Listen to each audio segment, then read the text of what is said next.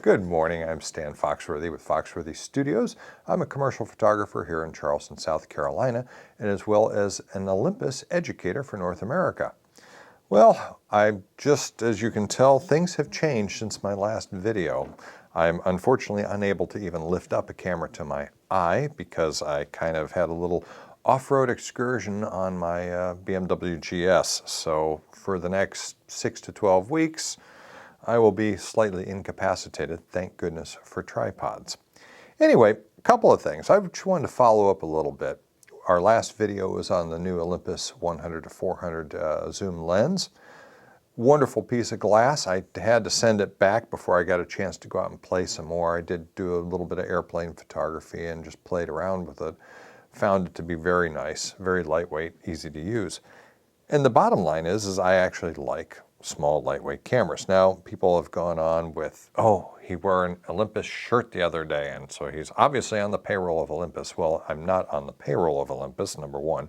Number two, I'd be wearing that shirt today, except for I cannot, it's too tight. It's a Nike shirt, which makes my muscles look good, but anyway, I'm wearing a comfy shirt so I could actually get it on over my separated shoulder.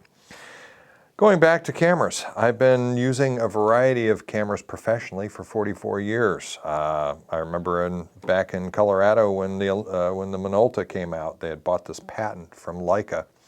First autofocus professional camera. All the other professional photographers laughed at me because I wanted to try autofocus, and it was more for the metering system. But I've used Bronicas, I've used Canons, I've used Nikons, I've owned all of those. I've owned 4 different Fujis. I still like best what works best in my hand. Obviously, I can't lift it up with the proper hand. That's the other thing. They don't make left-handed cameras, do they? Anyway, the bottom line is find what works best for you. As a photographer, what works best in your hand, what is the most intuitive, and allows you to create the images that you want to create. If you're too busy futzing with cameras, and sorry about that, Hugh, that's Hugh Brownstone's word, the no futzing zone.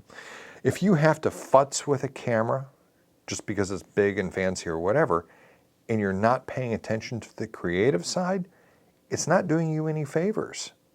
Having something that I don't have to futz with, that I can just go ahead and start photographing, and it works well for me. Find the camera equipment that works well for you. Nobody makes bad equipment these days. Everything is pretty doggone good out there.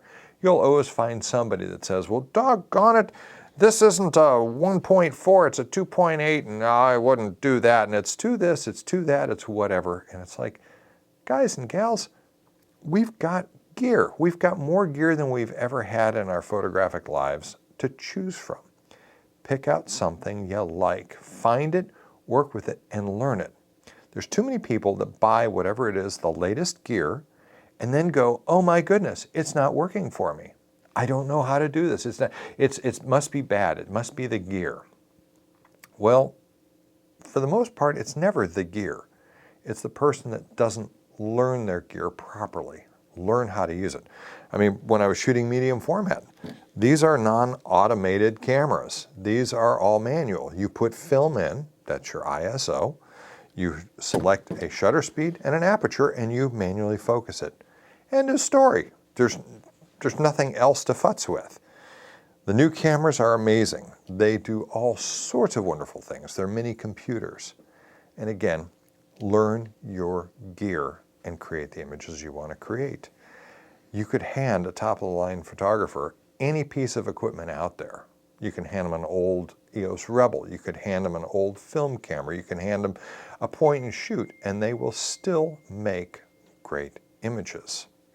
So, pardon the ramble, but I just want to let everybody know it may be a little while before I'm able to do some other film and camera videos, just so you know. We're still in the middle of doing the comparison between the Hasselblad and the Bronica. We're still in the process of doing a wrap-up of the EM5 Mark III versus the Olympus OM1, which we shot both color and black and white film in to compare to the digital world. So please have patience with me. I'm sorry if we're going to be running a little bit behind, but know that we've got some more cool content coming out. And most of all, I certainly appreciate all of you watching and commenting and even some of the questionable comments. Thank you. Wish you the best of luck.